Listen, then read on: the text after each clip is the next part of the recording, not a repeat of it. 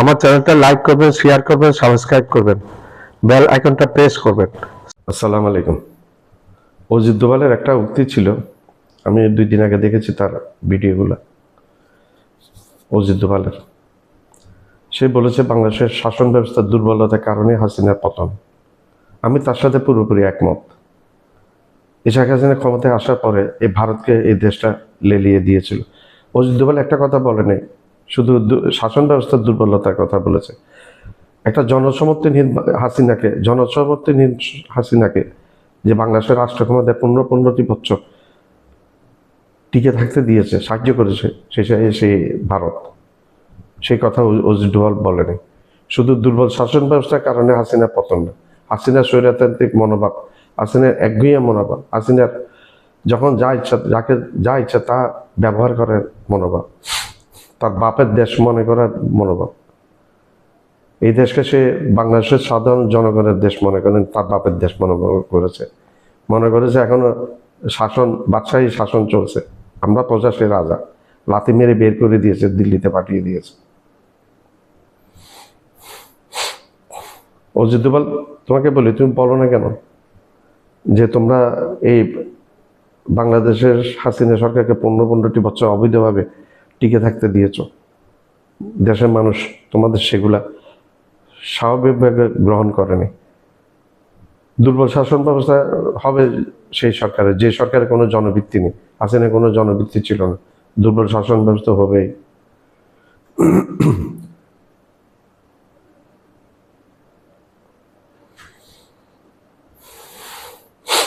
তোমাদের মধ্যে আছে, তোমরা গণতান্ত্রিক বলো, তোমরা বলতে আছে তোমরা হচ্ছে স্বৈরতান্ত্রিক দেশ একটা, কট্টর হিন্দুত্ববাদী, মুসলিম বিরোধী, মুসলিম হত্যাকাণ্ডের নরেন্দ্র মোদী, যেটাকে ট্রাম্প সার্টিফিকেট দিয়েছে।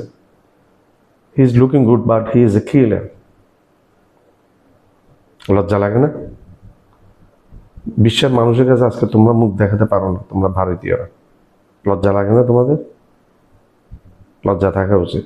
দাদাগিরি দেখো, দাদাগিরির দিন এখন শেষ। দাদাগিরির দেখানোরই বাংলাদেশ এখন নেই। 2024 সালে 5ই আগস্ট হাসিনা পালানোর সাথে সাথেই সেটা শেষ হয়ে গেছে, সমাপ্তি ঘটেছে। এখন আর দাদাগিরি তোমাদের দেখাতে পারবে না। বাংলাদেশের যে সরকারি ক্ষমতায় আসুক, তোমাদের দালালি করলে হাসিনা পরিণতি বরণ করতে হবে, এটা একবার নো ডাউট এই ব্যাপারে।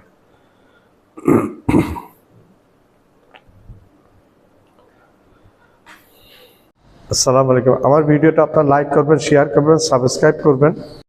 ভারতের নিরাপত্তা উপদেষ্টা অজিত দোভাল বলছে দুর্বল শাসন ব্যবস্থায় শেখ হাসিনার পতনের একমাত্র কারণ। আমি সেখানে আরও যোগ করতে চাই, শুধু দুর্বল শাসন ব্যবস্থা না, দুর্বল শাসন ব্যবস্থা তো আছে, দেশটাকে লুটপাট করে শেষ করে দেওয়া এর মধ্যে আছে। তারপর পরিবারতন্ত্র চালু করা এবং স্বৈরাচারী মনোভাব, ফ্যাসিস্ট হয়ে যাওয়া, ডিক্টেটরে পরিণত হওয়া, বেছে বেছে বিরোধী, বিশেষ করে জামাতের নেতাগুলোকে ফাঁসি দেওয়া। বিএনপির নেতা একজনকে ফাঁসি দিয়েছে, সালাউদ্দিন কাদের চৌধুরী। বিরোধী আওয়াজ সহ্য করতে না পারা এবং জনস্বার্থ বিরোধী কর্মকাণ্ড, এই যে করছে জনস্বার্থ বিরোধী কার্যকলাপ, মানে দেশ থেকে টাকা লুণ্ঠন করে তার নিজের পরিবারের লোকজন, সে নিজে এবং তার বোন এবং ছেলে, তার মেয়ে, তার বোনের মেয়ে এবং ছেলে, এদের পাচার, পরিবারতন্ত্রের লুটতরাজ, এই হাসিনা পতনের আরেকটা কারণ। হাসিনার একগুঁয়েমি কথাবার্তা, একগুঁয়েমি একরোখা মনোভাব এবং মানুষকে তুচ্ছ তাচ্ছিল্য করে কথা বলা, অহংকারী মনোভাব, অহমিকা, সব কিছুই তার পতনের আরেকটা কারণ। ডক্টর ইউনূসের মতো একজন শ্রদ্ধাভাজন ব্যক্তিকে পদ্মা সেতুতে তুলবে, এই সমস্ত লাগামহীন কথাবার্তা, এবং তিনবারের নির্বাচিত জনপ্রিয় প্রধানমন্ত্রী ছিল খালেদা জিয়া, সে খালেদা জিয়াকে ডুবিয়ে আবার তুলবে না পদ্মা সেতু থেকে, এই সমস্ত কথাবার্তা, এগুলো মানুষ ভালোভাবে নেয়নি। এবং সবশেষে যে চাকরির যে বৈষম্য, মেজরিটি পার্সেন্টেজ রেখেছে মুক্তিযোদ্ধার সন্তানদের জন্য, নাতিপুতির জন্য, দেশকে মেধাশূন্য করে দেওয়া এবং জায়গায় জায়গায় রয়ের সাথে মিলে জায়গা জায়গায় দেশটাকে সর্বনাশ করা, বাংলাদেশ সেনাবাহিনীকে কমজোর করে দেওয়া, বাংলাদেশের আর্থিক প্রতিষ্ঠানগুলোকে লুটপাট করে শেষ করে দেওয়া, আরও অনেক কিছু বলতে গেলে অনেক কয়েক ঘন্টা চলে যাবে, আমি অত লম্বা করতে চাই না। এই সব কিছু মিলিয়ে সব কিছুই এই শেখ হাসিনার পতনের একমাত্র কারণ। নেপালের সাথে তুলনা করলে হবে না, শ্রীলঙ্কার সাথে তুলনা করলে হবে না।